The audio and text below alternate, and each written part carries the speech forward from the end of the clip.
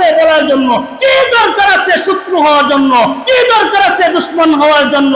আপনাকে শরীয়তের বিধানের কথা বলছি, আমি তো আপনাকে কোরআনের কথা বলছি, আমি তো আপনাকে হাদিসের কথা বলছি, আমি তো নবীজির কথা বলছি।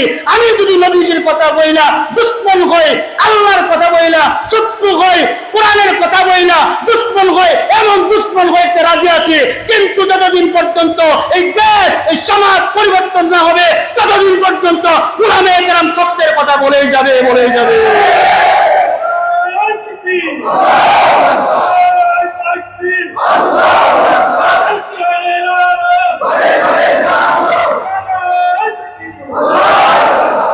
যে কথাগুলো আমি বলছিলাম, বাবা সুন্দর করে মন দিয়া নিজের কান দিয়া শুনবা। বলেছিলাম 1 নাম্বার কি আগে সালাম, 2 নাম্বার এক মুসলমান আরেক মুসলমানকে দাওয়াত দিবে, 3 নাম্বার রাসূল করিম সাল্লাল্লাহু আলাইহি সাল্লাম বলেন ওয়াইদাস্তানসাহাকা ফানসাহলা, যদি কোনো মুসলমান আপনার কাছে আসে, একজন মুসলমানের উপরে অপর মুসলমানের হক কয়টি? 6টি হক রয়েছে। এই 6টা হক আমার কাছে অপর মুসলমান পায়, আমি আপনার কাছে পাই, আপনি আমার কাছে পান। এগুলো 6টা হক।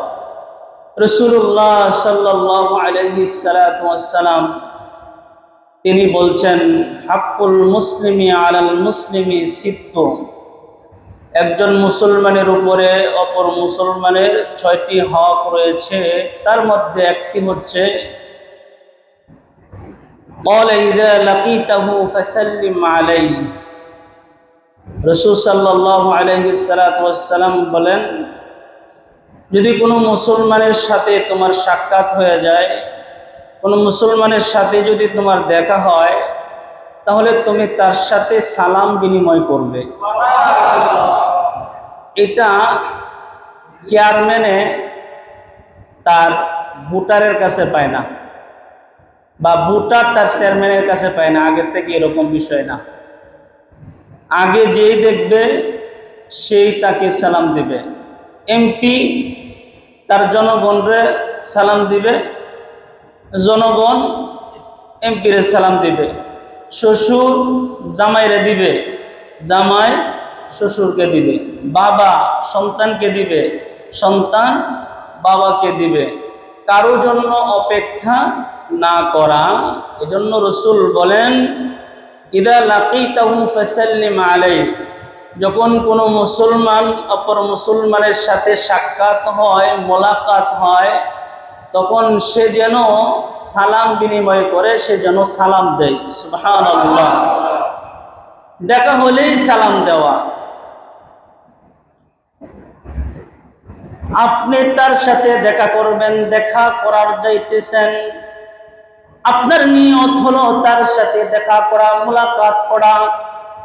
এজন্য আপনি যেহেতু দেখা করতে যাইতেছেন, এজন্য আপনি আগে ভাগে তাকে সালাম দেওয়ার জন্য প্রস্তুতি নেওয়া। আমার আগে যেন আমার ভাই আমাকে সালাম দিতে না পারে, এই সিস্টেম, এই অবস্থা নিজের ভিতরে তৈয়ার করা। রাসূল করিম সাল্লাল্লাহু আলাইহি ওয়াসাল্লাম সাহাবা আজমাইন বলেন, প্রস্তুতি নিয়েছি, নবীজি আলাইহিস সালাতু ওয়াস সালাম তিনি আসতেছেন, নবীজিকে সালাম দেব। কিন্তু হঠাৎ কইরা আমি প্রস্তুতি নিছি নবীজিকে সালাম দেব, আমি নবীজিকে সালাম দিতে পারি নাই, নবীজি যেন আমার আগে সালাম দিয়ে দিয়েছে। এজন্য একজন আরেকজনের সাথে যদি আপনার মোলাকাত হয়ে যায়, আপনি তাকে সালাম দিবেন। 1 নম্বরে দেখা করা, 2 নম্বরে তার সাথে সাক্ষাৎ করা, 3 নম্বরে তো আপনি তাকে সালাম দেওয়া। কয়টা বিষয় হইল? 3টা বিষয়। 1 নম্বরে দেখা হইল, 2 নম্বরে সাক্ষাৎ হইল, দেখাইতে হলো, সাক্ষাৎ হইল, 2 নম্বরে তাকে আপনি সালাম দিলেন, 3 নম্বরে রাসূল করিম সাল্লাল্লাহু আলাইহি ওয়াসাল্লাম বলেন, তিন নম্বরে তুমি যদি তোমার হাতটা বাড়ায়া তোমার অপর মুসলমানের ভাইয়ের সাথে মুসাফা করতে পারো, নবীজি আলাইহিস সালাতু ওয়াস সালাম বলেন, ওই যে গাছটা তোমরা দেখতেছো, শীতের বেলায় গাছ থেকে যেমন পাতাগুলো ঝরে যায়, একজন ভাই অপর ভাইয়ের সাথে সাক্ষাতের পরে সালাম দেওয়ার পরে মুসাফা যখন করে গাছের পাতা যেমন করে ঝরে পড়ে যায়, তেমন করে এই দুই ভাইয়ের মধ্য থেকে তাদের গুনাহগুলো তেমন ভাবে ঝরে পড়ে যায়। আপনি সালাম দিলেন, সালামের সাথে সাথে এক নম্বরে আপনি তার সাথে দেখা করলেন, নবীজির সুন্নাহ হয়ে গেল। দুই নম্বরে আপনি তার আগে সালাম দিলেন, আপনার ভিতর থেকে অনেকগুলো রোগ দূর হয়ে গেল। সুবহানাল্লাহ বলেন। হাদিসে পাকের মধ্যে আছে এমন একটা রোগ আছে যে রোগটা ডাক্তারের কাছে গেলে ডাক্তার ভালো করতে পারে নাই, কবিরাজের কাছে গেলে কবিরাজ ভালো করতে পারে নাই। পৃথিবীর লন্ডনে যদি যান উন্নত চিকিৎসার জন্য, উন্নত চিকিৎসায় আপনাকে ভালো করতে পারবে না। আপনি যদি মাদ্রাজ যান, মাদ্রাজ আপনাকে ভালো করতে পারবে না। আপনি যদি কলকাতায় যান, কলকাতায় আপনার এই রোগ ভালো করতে পারবে না। নবীজি আলাইহিস সালাতু ওয়াস সালাম বলেন, এত বড় একটা রোগ, এমন একটা রোগ, এমন একটা রোগ যে রোগ পৃথিবীর কেউ ভালো করতে পারে না। কেউ যদি আগে ভাগে সালাম দেয়, আল্লাহ পাক তার এত বড় রোগটাকে আল্লাহ তাআলা ভালো করে দেন। এমন একটা বড় রোগ যে রোগটা কেউ ধরতেও পারে না, নিজেও ধরতে পারে না তার কেমন রোগ হয়েছে। কিন্তু নবীজি আলাইহিস সালাতু ওয়াস সালাম বলেন, তার অজানা রোগটা আল্লাহ তাআলা সালামের বিনিময়ে সুস্থ করে দেয়। টাকা লাগে না, কোটি কোটি টাকার প্রয়োজন হয় না, ডাক্তাররে খাওয়াইতে হয় না, কবিরাজকেও খাওয়াইতে হয় না। আল্লাহর রাসূল বলেন, এটা বিনা চিকিৎসায় বিনা টাকায় আল্লাহ তাআলা ভালো করে দেন। তোমরা কি জানতে চাও ও আমার মুসলিম ভাইরা, ও আমার মুসল্লি ভাইরা, এই যে একটা রোগ, এত বড় একটা রোগ যেটা টাকা দিয়ে ভালো হয় না, ডাক্তার দিয়ে ভালো হয় না, কবিরাজ দিয়ে ভালো হয় না, এই রোগটার কথা কি আপনারা জানতে চান? সবাই জানতে চান? আমাদের একটা রোগ হইলে কত জায়গায় দৌড়াদৌড়ি করি, কত মানুষের সাথে বলি ভাই আমার এই রোগটা হয়েছে, কিন্তু ভাই তো আপনাদের সান্ত্বনা ছাড়া কিছু দিতে পারবে না। কিন্তু আমাদের মুরব্বীরা বলে, আপনার যদি কোনো রোগ হয়, আপনার যদি কোনো মুসিবত হয়, মানুষের সাথে বলবেন না, রোগের কথা বলবেন না। ওই মানুষটা আপনার এই দুর্বলতার সুযোগ নিয়ে আপনাকে আরো বিমার মানুষের সামনে আপনাকে বেইজ্জতি করবে, সমালোচনা করবে। এজন্য নিজের রোগের কথা কারো কাছে বলবেন না, যার কাছে বলবেন তিনি কে? আর আওয়াজ করে বলেন, তিনি কে? আল্লাহ পাক রব্বুল আলামিনের কাছে বলবেন। এজন্য আল্লাহর রাসূল সাল্লাল্লাহু আলাইহি ওয়াসাল্লাম বলেন, যে ব্যক্তি সালাম দিবে, এক নাম্বার সালামের বিনিময়ে তার আল্লাহ পাক তার গুনাহগুলো জড়ায়া দিবে। দুই নম্বরে আল্লাহ রাসূল সাল্লাল্লাহু আলাইহি ওয়াসাল্লাম বলেন, যদি তুমি আগে ভাগে সালাম দাও, আল্লাহ পাক তোমার উপরে বৃষ্টির মতো তোমার উপরে সকিনা, বরকত, রহমত নাজিল করবে। তিন নম্বর, রাসূল আকরাম সাল্লাল্লাহু আলাইহি ওয়াসাল্লাম যে রোগের কথা বলেছেন, আপনাদেরকে বলেছি সেই রোগের কথা। সেই রোগটা হচ্ছে অহংকার। যে অহংকার চুল পরিমাণ যদি থাকে, কিঞ্চিত পরিমাণ থাকে, যদি সরিষা পরিমাণও যদি অহংকার থাকে, আল্লাহ পাক সেই অহংকার দূর করে আপনাকে জান্নাতে যাওয়ার জন্য আল্লাহ তাআলা রাস্তা সহজ বানায়া দিবে। কোন মানুষের অন্তরে যদি কিঞ্চিত পরিমাণ যদি অহংকার থাকে, রাসূল বলছেন সে জান্নাতে যাবে না, সে কোনোদিন জান্নাতের সুঘ্রাণ পাবে না। যদি তার ভিতরে অহংকার থাকে, যদি তার ভিতরে যদি কিবরিয়া থাকে, আল্লাহ রাসূল সাল্লাল্লাহু আলাইহি ওয়াসাল্লামের জন্য বলছেন, এমন একটা বড় রূপ আল্লাহ পাক সালামের বিনিময়ে দূরীভূত করে দিবেন। সাউন্ড একটু কমায় দেন। তাহলে আপনি সালাম দিলেন, আপনার সালামের বিনিময়ে এক নাম্বার আপনার গুনাহ মাফ হয়ে যায়, দুই নাম্বার আপনার বরকত আসে, তিন নাম্বার আপনার উপরে রহমত নাজিল হয়, চার নাম্বার এত বড় অহংকারের মতো বড় রোগ আল্লাহ তাআলা আপনার জন্য সুস্থতা বানায়া দেয়। এজন্য সালাম দিতে হবে কি হবে না? আপনারা মনে করেন না সালাম এটা কেমন জিনিস, এটা একটু দিলেই কি হয়ে যায়, কিন্তু না বাবা, সালাম এমন একটা জিনিস আল্লাহ পাক রব্বুল আলামিন যখন হযরতে আদম আলাইহিস সালাতু ওয়াস সালামকে বানাইলেন, হযরতে আদম আলাইহিস সালাতু ওয়াস সালামকে বানানোর পরে আল্লাহ রব্বুল আলামিন যখন তাকে রূহ ফুঁকে দিল, তার পা দিয়ে যখন রূহ প্রবেশ করলো, সুবহানাল্লাহ বলেন। রূহ যখন হযরত আদম আলাইহিস সালাতু ওয়াস সালামের পা মুবারক দিয়ে যখন রূহ প্রবেশ করতেছে, রূহ প্রবেশ করার পরে হযরতে আদম আলাইহিস সালাতু ওয়াস সালাম শুধু রূহের একটা গান শুধু তার ভিতরে পেয়েছে, এজন্য হযরত আদম আলাইহিস সালাতু ওয়াস সালাম নড়ে চড়ে উঠেছেন।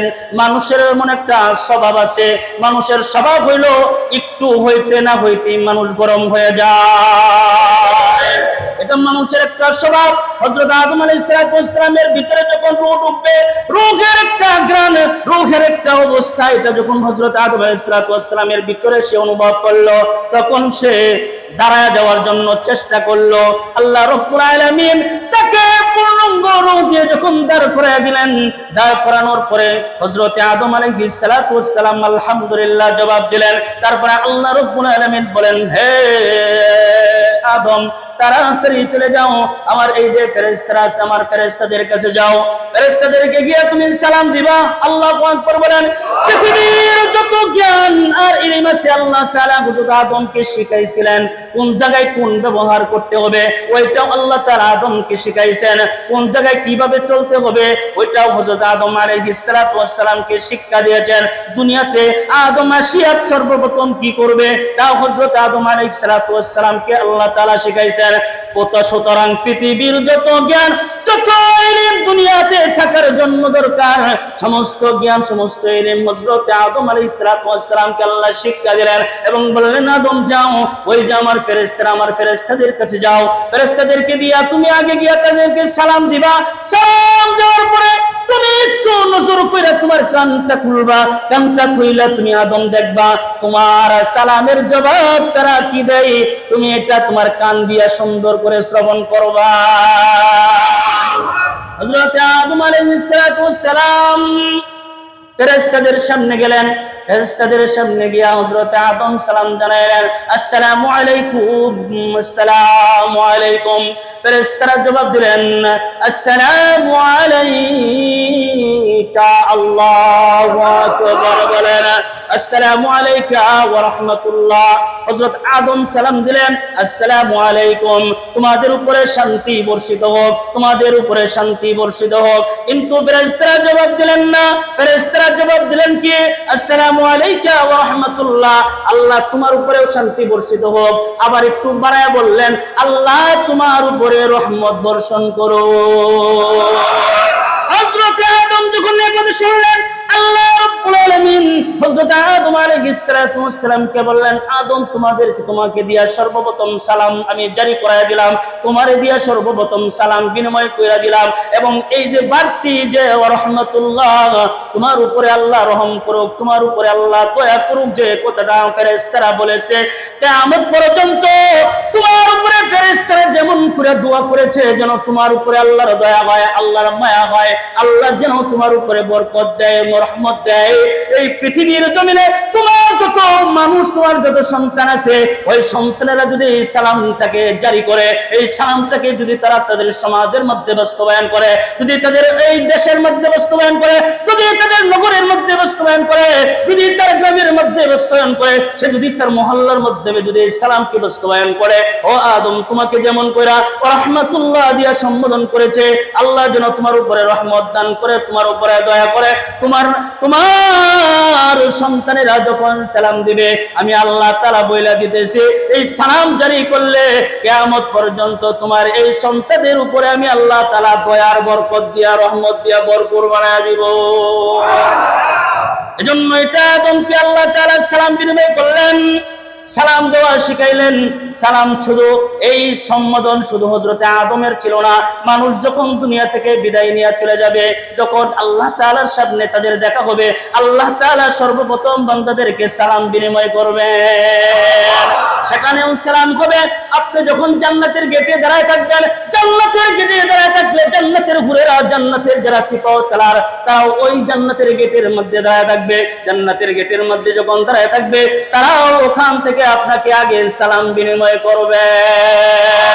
তাহলে হযরত আল্লাহ তাআলার সাথে যখন দেখা হয় তখনও সালাম, জান্নাতের ভিতরে ঢুকলেন তখন আপনার সাথে সালাম, দুনিয়া থেকে বিদায় নিয়ে যখন আপনি চলে যাবেন দুনিয়ার মধ্যে, আল্লাহ পাক তখন ফেরেশতাদেরকে নাজিল করবেন। ফেরেশতারা আপনার কঠিন মুহূর্তে, মৃত্যু মুহূর্তে আপনার কাছে আসবেন, আয়েশা বলবেন, এ বান্দারে, এ আল্লাহর বান্দা, কোনো পেরেশানি নাই, আল্লাহর পক্ষ থেকে তুমি সালাম গ্রহণ করো। আল্লাহ পাক তোমাকে সালাম দিয়েছেন, তোমার কোনো পেরেশানি নাই, তোমার কোনো দুঃখ নাই। ইন্নাল্লাযীনা ক্বালু রাব্বুনাল্লাহু সুম্মা ইসতাকামু তাতানাজ্জালু আলাইহিমুল মালাইকাতু আল্লা তাখাফু ওয়া লা তাহজানু ওয়া আবশিরু বিল জান্নাহ। আল্লাহ পাক তোমাকে সালাম দিয়েছেন, আল্লাহ পাক তোমাকে সুসংবাদ দিয়েছেন, তোমার কোনো পেরেশানি নাই। তাহলে দুনিয়া থেকে যেদিন বিদায় নিয়ে আপনি চলে যাবেন, সেই দিনও আল্লাহ পাক ফেরেশতা পাঠায় আপনাকে সালাম দান করবে। বাবা, এই সালামের পদ্ধতি, এটা যদি আপনার সমাজে বাস্তবায়ন করেন, এটা যদি আপনার মহল্লায় বাস্তবায়ন করেন, এটা যদি আপনার সমাজে বাস্তবায়ন করেন, সালামের একটা বাতাস আছে, যে বাতাসটা, এই বাতাসটা, সালামের বাতাস মানুষের কান দিয়া ঢুকে কলিজা পর্যন্ত গিয়া লাগে। সুবহানাল্লাহ। সালামের একটা বাতাস আছে, সেই বাতাসটা মানুষের কান দিয়া ঢুকে দিলের মধ্যে গিয়া লাগে। বাজান, এই জন্য দেখবেন আপনার চিরশত্রু, চির দুশ্মন, যার সাথে আপনার দুশ্মনী আছে, শত্রুতা আছে, কোনোদিন আপনার সাথে কথা বলে না, এমন দুশ্মনকেও যদি আপনি প্রতিনিয়ত যদি আপনি সালাম দিতে থাকেন, এই সালামের বাতাস কান দিয়া ঢুইকা দিলের মধ্যে গিয়া এফেক্ট করবে। আর প্রতিদিন যদি এই সালামটা আপনি বিনিময় করতে থাকবেন, শত্রু দেখবেন আপনার বন্ধু হয়ে যাবে। কথা বলেন ঠিক না বেঠিক? সালামের একটা বাতাস, এটা কোন দিয়া ঢুকে? কান দিয়া ঢুকে কলিজার মধ্যে গিয়া লাগে। এই বাতাসটা যদি তোমার ভিতরে যদি আপনার লাগাই যাইতে পারে, এই বাতাসটা যদি আপনি আপনার শত্রুকে লাগাইতে পারেন, এমন বন্ধু হবে, এমন বন্ধু হবে, জিন্দেগিতে আর কোনোদিন আপনার সাথে দুশ্মনী করবে না। এজন্য সালামের প্রচলন ঘটানোর দরকার আছে না নাই? সালাম আগে আগে বাড়ায়া দেওয়া। বাবা, আমাদের সন্তানগুলোকে সালাম শেখানো দরকার। আমাদের সন্তানগুলোর ভবিষ্যতের চিন্তা করি, আমরা বিভিন্ন রকমের ভবিষ্যৎ চিন্তা করি। ইংলিশ মিডিয়ামে পড়ায়, বাংলা মিডিয়ামে পড়ায়, বিভিন্ন মিডিয়ামে তাদেরকে পড়ায় শুদ্ধভাবে ইংরেজি শিক্ষার জন্য, মানুষের সাথে কথোপকথন করার জন্য ইংরেজি শেখান, শুদ্ধ ইংরেজি শিক্ষা যেখানে হয় সেখানে যান। কিন্তু আপনার সন্তান সর্বপ্রথম যে শান্তি বিনিময় করবে, একজন আরেকজনের উপরে শান্তির দোয়া করবে, এই শান্তির দোয়াটা মুসলমান এখনো শুদ্ধ করে শিখে না। আমার উচিত আমার সন্তানকে, ছোট্ট সন্তানকে সালাম দেওয়া। আমার ছোট্ট সন্তান, 4 বছরের বাচ্চাটা, মেয়েটাকে আমি যখন মসজিদে নিয়ে আসি, আমি যখন তার সাথে ঘরে যাই, তাকে আমি সালাম দেই। শুধু তাকে সালাম দেই, শুধু সরাসরি দেই, বিষয়টা এরকম নয়। আমি যখন ঘরের ভিতরে ঢুকি সেখানেও সালাম দেই। তার সাথে যদি আমি মোবাইলে কথোপকথন করি, তারপরেও আমি তাকে সালাম দেই, কারণ সে আমার কাছে সালাম পায়। কথা বলেন ঠিক না বেটে? আমার সে দিতে পারবে না, কিন্তু আমি তারে তো দিতে পারবো। কথা বলেন ঠিক না বেটে? সে আমার কাছে সালাম পায়, সে আমার কাছে শান্তির দোয়া পায়। এজন্য শান্তির দোয়া সন্তানকে করবেন নাকি মানুষের করবেন? জুড়ে বলেন। আগে ঘরের মধ্যে শান্তি বাস্তবায়ন করেন। আগে স্বামী হয়ে স্ত্রীকে সালাম দেন, বিবিরে আসসালামু আলাইকুম ওয়া রাহমাতুল্লাহ। রাসূলুল্লাহ সাল্লাল্লাহু আলাইহি সাল্লাম বলেছেন যে ঘরের মধ্যে সালামের এই শান্তি প্রচলিত আছে, যে ঘরের মধ্যে সালাম বিনিময় হয়, আল্লাহর পক্ষ থেকে ওই ঘরের মধ্যে আল্লাহ পাক বরকত নাজিল করে দেয়। এজন্য সালামটা শুদ্ধ করে দেওয়া। কি করে দেওয়া? জোরে বলেন, কি করে দেওয়া? শুদ্ধ সালাম আমার কাছ থেকে শুনেন, আসসালামু আলাইকুম। এটা কি শুদ্ধ সালাম? এটা শুদ্ধ সালাম না। শুদ্ধ সালাম দিবেন, শুদ্ধ সালাম হামজা থাকবে, তারপরে থাকবে সিন। শুদ্ধ সালাম হচ্ছে আগে আ, হামজা জবর আ, আলিফ জবর আ, এই শব্দটা সুন্দর করে আগে শিখবেন। আসসালামু আলাইকুম। আল্লাহু আকবার বলেন। আমাদের সমাজের ভিতরে তিন ধরনের সালাম আছে। কয় ধরনের সালাম? আমাদের সমাজের ভিতরে তিন ধরনের সালাম আছে। বাবারে, বড় তুমি শিক্ষিত হইতে পারো, তুমি বড় মাস্টার্স হইতে পারো, তুমি ইঞ্জিনিয়ার হইতে পারো, তুমি ব্যারিস্টার হইতে পারো, তুমি মন্ত্রী হইতে পারো, এখনো আমাদের বাংলাদেশের মন্ত্রীগুলো সালাম শিখে না। আমাদের দেশের মন্ত্রী এমপি গুলো এখনো, নেতাগুলো, চামচাগুলো এখনো ভালো করে সালাম শিখে নাই। কথা বলে এই জন্য সালাম শিক্ষা দরকার আছে না নাই? একজন আরেকজনের সাথে দেখা হইলে শান্তির দোয়া করতে হয়। শান্তির দোয়া না কইরা অশান্তির দোয়া করো, আগুন জ্বালায় যাও, তোমার মতো এমন সালাম দেওয়ানেওয়ালা আমাদের দরকার না। এজন্য আগে থেকে কি করবেন? সালামটা শুদ্ধ করে শিখবেন। আমাদের সমাজে রীতিনীতি হয়ে গেছে, সালাম হয়ে গেছে তিন ধরনের। কয় ধরনের? আরো জুড়ে বলেন, কয় ধরনের? তিন ধরনের সালাম হয়ে গেছে। একটা হচ্ছে বাংলা সালাম। একটা কি? একটা হলো বাংলা সালাম, সালাম আলাইকুম, এটা হলো বাংলা সালাম, ঠিক না বেটে? বাংলা সালাম হলো সালাম আলাইকুম। ইংরেজি সালাম জানেননি? সালাম আলাইকুম। লেঙ্গুর নাই কি? নাই, লেঙ্গুর নাই। লেঙ্গুর চিনেন? বানরের লেঙ্গুর আছে না, চিনেন না? সিংহের লেঙ্গুর নাই? কথা কয় না। বানর মনে হয় দেখছেন না? আমরা পুরো দেখছেন নি? সালাম আলাইকুম লেঙ্গুর আসেনি। ইংলিশ, এটা হলো ইংরেজি সালাম। কারণ ইংরেজি যখন বলে কি যে কইলো, এরাই ভালো বোঝে, ঠিক না বেটি? এটা হলো ইংরেজি সালাম। আরেকটা হচ্ছে রাজনীতির সালাম।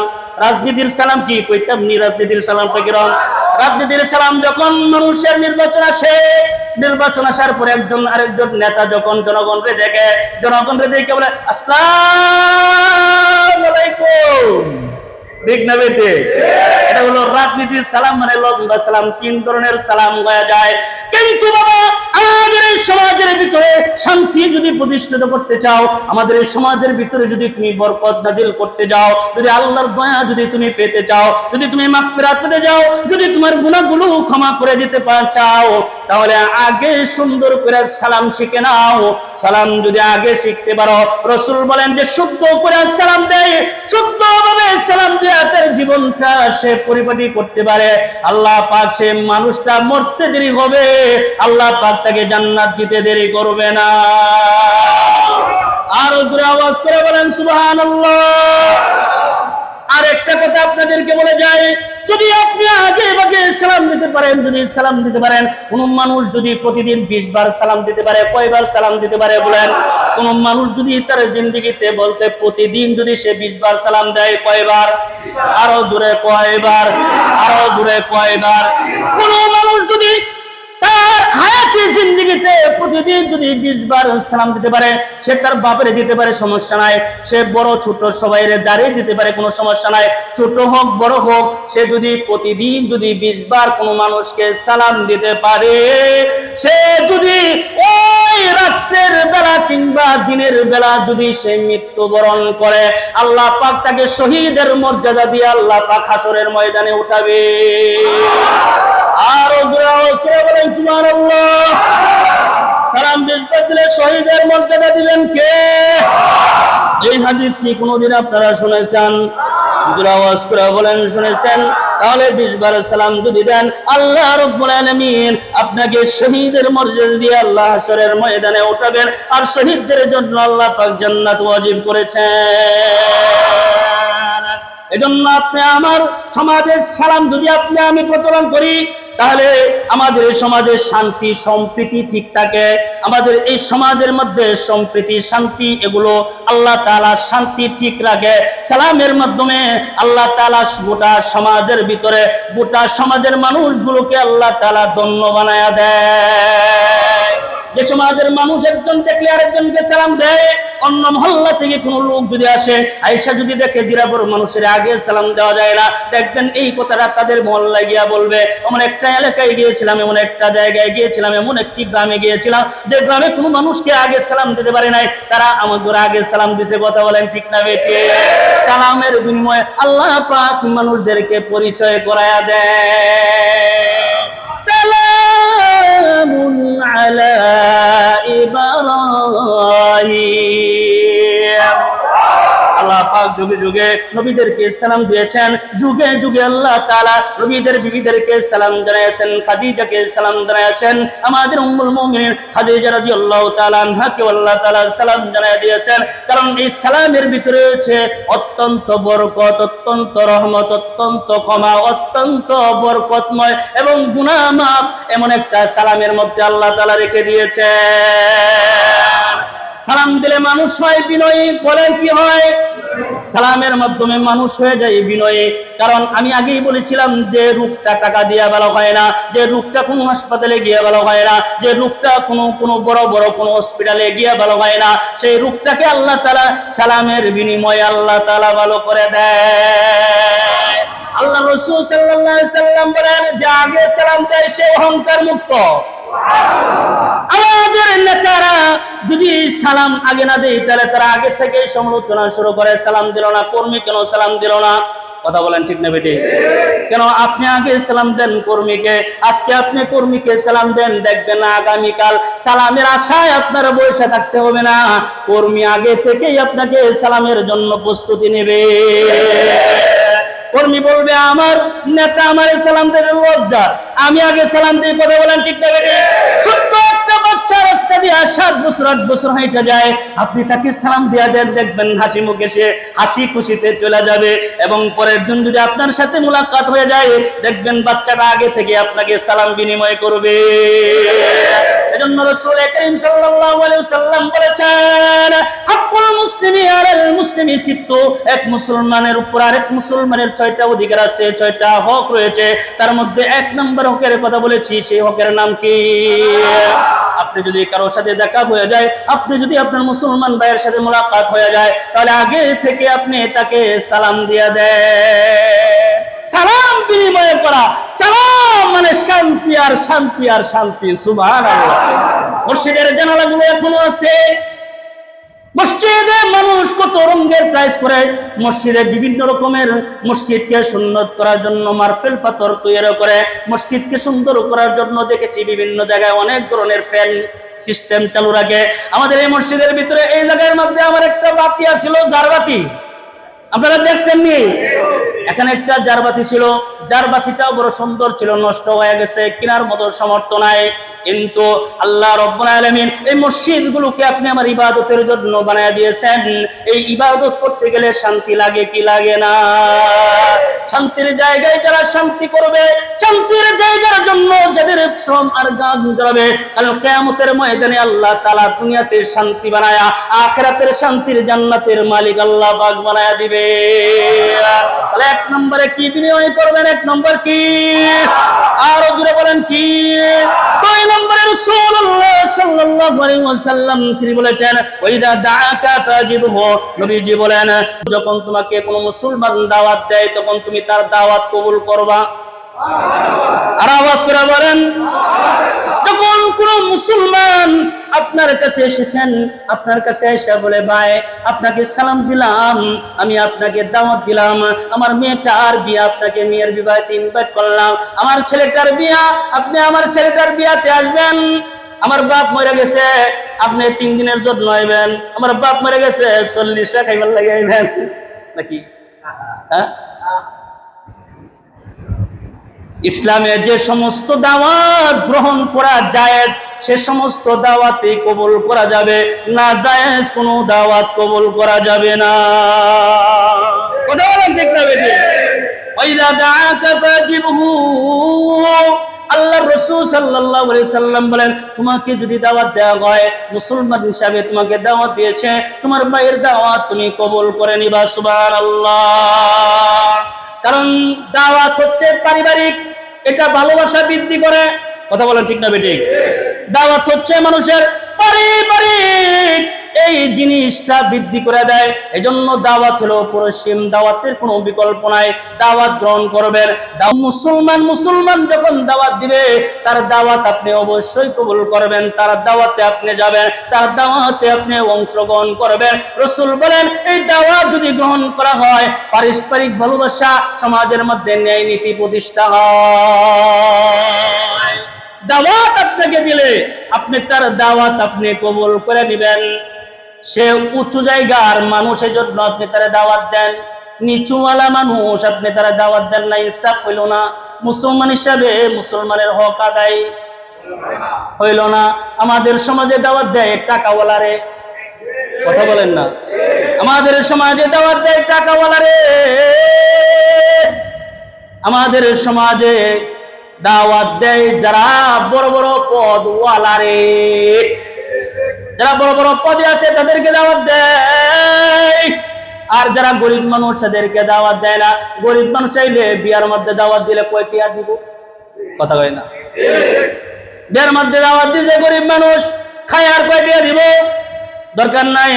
দেখ 5 তলা বিল্ডিং ওলা বাড়ি কার আছে তারা দাওয়াত দে, দেখ কার টাকা আছে তারে দে, দেখ যার কুঞ্জার মধ্যে টাকা আছে তারে দাওয়াত দে। গরিব মানুষ দাওয়াত কম দেয়, ঠিক না বেঠিক?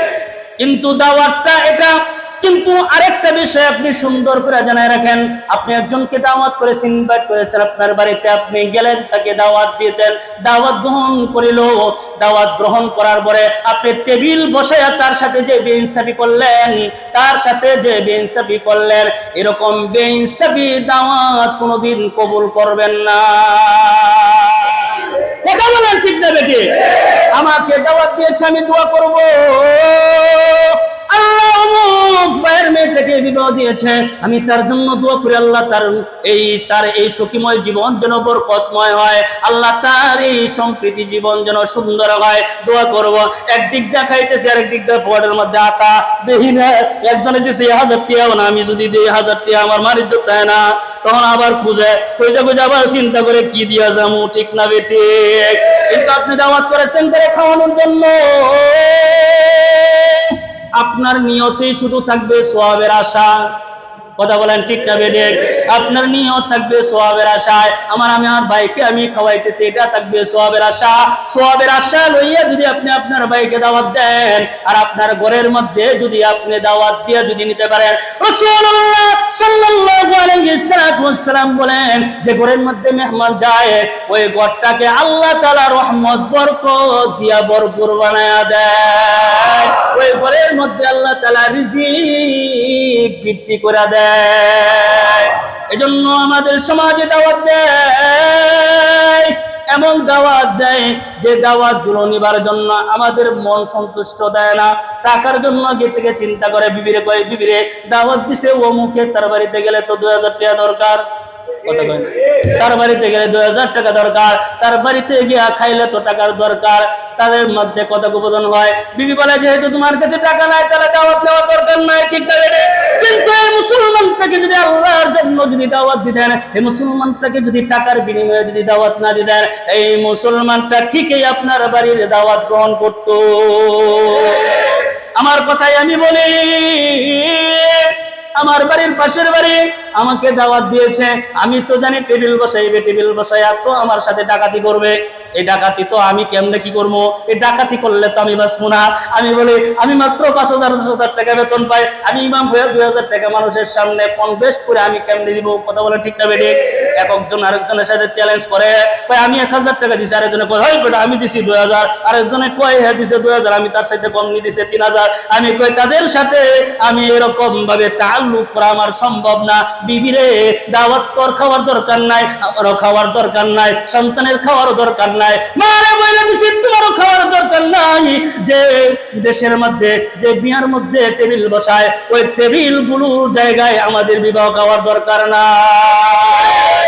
জোরে আওয়াজ করে বলেন, কথা বলেন ঠিক না বেঠিক? এজন্য দাওয়াত যখন দেয়, দাওয়াতটাকে আল্লাহ তাআলার জন্য কবুল করা, যেহেতু আল্লাহ তাআলার খুশির জন্য দিয়েছে, নবীজি বলেছেন তুমি তার দোয়া তার দাওয়াত তুমি কবুল করবে, তার দাওয়াত কবুল করে তুমি যাইবা। হযরত ইব্রাহিম আলাইহিস সালাতু ওয়াস সালাম তিনিও কোনোদিন মেহমান ছাড়া খাইতেন না, মেহমান তালাশ করতেন। এজন্য আল্লাহ পাক তার প্রতি খুশি হইয়া আসমানের ফেরেশতাকে তার বাড়িতে মেহমান হিসাবে পাঠাইয়া দিছে। আরো জোরে আওয়াজ করে বলেন সুবহানাল্লাহ। তাহলে 2 নম্বর নবীজি আলাইহিস সালাতু ওয়াস সালাম বলেছেন তোমাকে যদি দাওয়াত দেয় তুমি তার দাওয়াত কবুল করবা। এখন দাওয়াতটা কি ধরনের হইতে পারে, কোন ধরনের দাওয়াত আপনি কবুল করবেন? যা হলো যে আপনাকে দাওয়াত দিয়েছে, দাওয়াত দিয়েছি, দাওয়াত কবুল করবে। এখন আপনি গায়ে হলুদে গেছেন, শরীর শরীরের মধ্যে গিয়ে আপনিও মেহেন্দি দিয়া হলদি দিয়ে আপনিও বসাইতেছেন, ঠিক না বেটে? কথা বলেন ঠিক না বেটে? এটা কোন সুস্থ মস্তিষ্কের মানুষ না। আমার মেয়ের হাতটা যদি কোনো পর পুরুষে ধরে, তার হাতটা খুব মাইরা কাইটা দিতে দেরি করব না। এটা কোন সুস্থ সংস্কৃতি হতে পারে না। এরকম দাওয়াত কবুল করা যাবে না। গায়ে হলুদের দাওয়াত কবুল করা হবে না। যে বাড়ির ভিতরে গান বাজনা হয়, বিয়ের মধ্যে আসরের মধ্যে গান বাজনা হয়, ইসলামের কোনো কালচারাল থাকে না, ওই সমস্ত বিবাহতে যাওয়া জায়েজ নাই। কথা বলেন ঠিক না বেটে? আরেকটা হলো বাবারে, এই যে আমি আপনাদের সামনে আলোচনা করতেছি, এই যে আমি নাজায়েজ বিষয়ে আলোচনা করতেছি, বাবারে অনেকের গায়ে লাগতে পারে, কিন্তু আপনার গায়ে যদি লাগে কিছু করার নাই। আমার কথা না, যিনি বলেছেন তিনি কে? আমার সাথে দুশ্মনী করার আগে আল্লাহর সাথে দুশ্মনী করবেন। কেন তুমি এই কথাটা বলেছ? অন্যায় করেছ, আমি তোমার এই কথা মানি না, এটা আল্লাহর সাথে দুশ্মনী করবা। এজন্য আল্লাহ তাআলাও বলছেন, আমি গত জুমার আগের জুমে আলোচনা করছিলাম কিনা, হ্যাঁ, তুমি যদি শত্রুতা করতে চাও তাহলে আল্লাহর সাথে শত্রুতা করো। জিব্রাইলের সাথে দুশমনি করে লাভ নাই, কারণ জিব্রাইল তো তার নিজের কথা বলে না। জিব্রাইল যার কথা বলে তিনি কে? জিব্রাইল বলে আল্লাহ তাআলার কথা। এজন্য আল্লাহ তাআলার সাথে দুশমনি করো। তোমার যদি সুদের কথা যদি তোমার ভালো না লাগে, ঘুষের কথা যদি তোমার ভালো না লাগে, কোরআন শরীফে যেখানে সুদের কথা আছে, ঘুষের কথা আসে, ওই পৃষ্ঠাটা তুমি সিরা ফালায় দাও। কথা বলেন ঠিক না বেটে? কারণ এই সুদের কথা আল্লাহ তাআলা কোরআনে কে বলেছেন? কে? আল্লাহ তাআলা বলেছেন। এই জন্য ইমাম সাহেবের সাথে দুশমনি করে লাভ নাই, ইমাম সাহেবের সাথে শত্রুতি করে লাভ নাই, কারণ ইমাম সাহেব এখানে বৈশা যার কথা বলেন তিনি কে? আল্লাহ রাব্বুল আলামিনের কথা বলেন। এজন্য আপনি দাওয়াত কবুল করবেন, দাওয়াতটা যেন শরীয়ত সম্মত হয়, সেই দাওয়াত আপনি কবুল করবেন।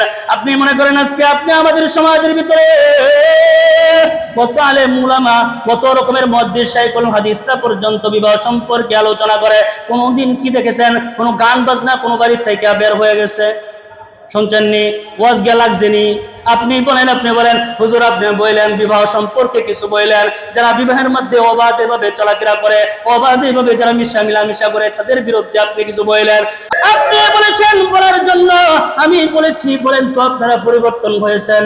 আপনার মেয়ের বিবাহ হয়ে গেলে আপনি পরের দিন টেবিল বসাইবেন, ঠিক না বেটে? 2 লক্ষ টাকার একটা গরু কিনা, 3 লক্ষ টাকার একটা গরু কিনা আপনি বলবেন এত 3 লক্ষ 4 লক্ষ টাকার গরু কিনছি কি মাগনা খাওয়ানোর জন্য? কথা কয় না? অন্তরের ভিতরে থাকবে কি টাকা, ঠিক না বেঠিক?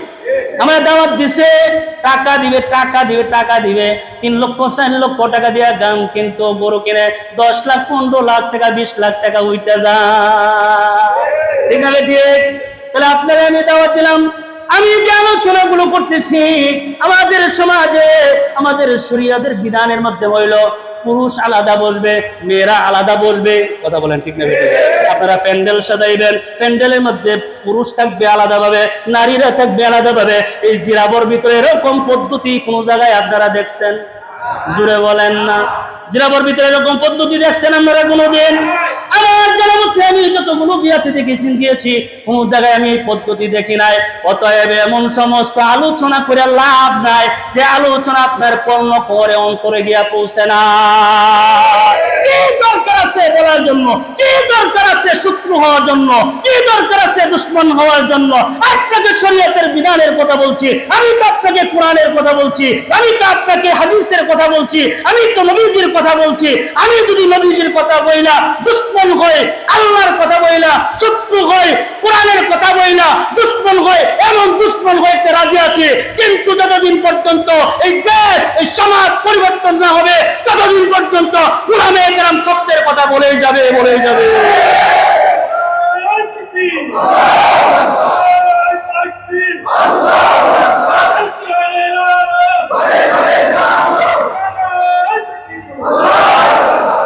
যে কথাগুলো আমি বলছিলাম, হ্যাঁ বাবা, সুন্দর করে মন দিয়া নিজের কান দিয়া শুনবা। বলেছিলাম 1 নাম্বার কি আগে সালাম, 2 নাম্বার এক মুসলমান আরেক মুসলমানকে দাওয়াত দিবে। 3 নম্বর রাসূল করিম সাল্লাল্লাহু আলাইহি সাল্লাম বলেন ওয়াইদাস্তানসাহাকা ফানসাহলা, যদি কোন মুসলমান আপনার কাছে আসে উপদেশ দেওয়ার জন্য, আপনি আমাকে উপদেশ দেন, তাহলে আপনি তাকে উপদেশ দিবেন। সুবহানাল্লাহ বলেন। কোন মুসলমান আপনার জন্য কল্যাণকামী হতে চায়, আপনার জন্য কল্যাণের জন্য আসে, আপনি তার জন্য কল্যাণকামী হবেন। আপনি আপনার কাছে আসে উপদেশ দেওয়ার জন্য, আপনি তাকে সুন্দর উপদেশ দিবেন। কেমন উপদেশ দিবেন? যে উপদেশগুলো নিজের কাছে ভালো লাগে এমন উপদেশগুলো দিবেন। কথা বলেন ঠিক না বেঠিক? যে উপদেশগুলো আপনার জীবনে দরকার এমন উপদেশগুলো দিবেন। 3 নম্বর বিষয়টা ভালো করে জেনে রাখবেন, উপদেশ দিবেন ভালো কথা। কারা উপদেশ দিবে? উপদেশ যারাই দিবে, যারা উপদেশগুলো দিবে ওই উপদেশ যদি নিজের জীবনে বাস্তবায়ন করে ওই উপদেশগুলো একে অপরকে দান করবে। সুবহানাল্লাহ বলেন। এজন্য উপদেশ এটা হচ্ছে একটা কল্যাণ। আল্লাহু আকবার বলেন। সঠিক পথের দিশা দেয় উপদেশগুলো, সঠিক পথের দিশা দেয়। এজন্য আল্লাহ রাব্বুল আলামিন বলেন ওয়াযাক্কির ফাইনাদ যিকরা তানফাউল মুমিনিন। আল্লাহ রাব্বুল আলামিন বলেন ইবাদত হচ্ছে মুমিনের জন্য উপকার। সুবহানাল্লাহ। আপনি মুমিনদেরকে উপদেশ দিতেই থাকুন। নবীজিকে আল্লাহ বলেন ও আমার হাবিব, আমার আপনি আপনার বান্দা উম্মতদেরকে আপনি উপদেশ দিতেই থাকুন, সমস্যা নাই। আপনার উপদেশ হয়তো একদিন তাদের কাজে আসবে। সুবহানাল্লাহ। এজন্য মুমিনদেরকে উপদেশ দিবেন। কোন উপদেশ? যে উপদেশগুলো আপনার জীবনে দরকার, আপনার জীবনে বাস্তবায়ন হলে আপনি কল্যাণের পথ পাবেন এমন জায়গায় আপনারা নসিহত করবেন, উপদেশ দিবেন। এখন মানুষ উপদেশ দেয়, নসিহত দেয় যে সেন খুল্লা লালেঙ্গা ওয়া কারায়া প্রস্তাব করে, তারাও মানুষের ডাইকা ডাইকা উপদেশ দেয়। কথা বলেন ঠিক না বেঠিক? উপদেশ নসিহত কারা করবে? বলে উলামায়ে কেরাম। কারা উপদেশ করবে? উলামায়ে কেরাম। তারা উপদেশ দিবে, তারা জাতিকে উপদেশ দিয়ে ইসলামের পথে পরিচালিত করবে। আপনারা নামাজের উপদেশ দিবেন, ভাই নামাজ পড়ো না কেন? নামাজ পড়বা, এটা উপদেশ হইল কিনা? জোরে বলেন না।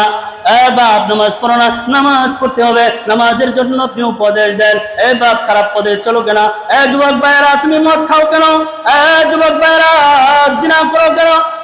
যুবক ভাইয়েরা রাতের রাত নিয়ে কেন খেল তামাশা করো? এগুলো তাদেরকে নসিহত করবে, এগুলো ভালো না।